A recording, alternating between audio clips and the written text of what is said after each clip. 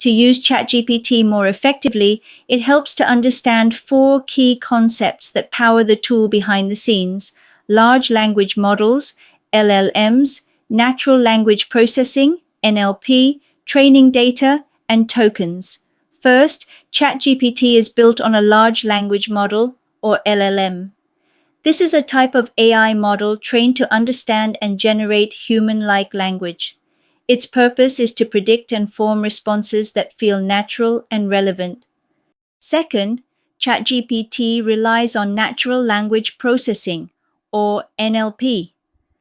This is a branch of AI that focuses on how computers and humans interact through language.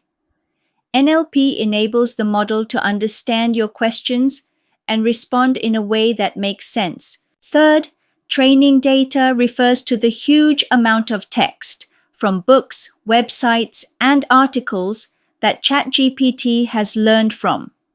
The quality and variety of this data directly affect how accurate and helpful its responses can be. Lastly, we have tokens. These are the building blocks ChatGPT uses to process your input. A token can be a word or even part of a word. The model breaks your prompt into tokens, interprets them, and uses that to generate its output.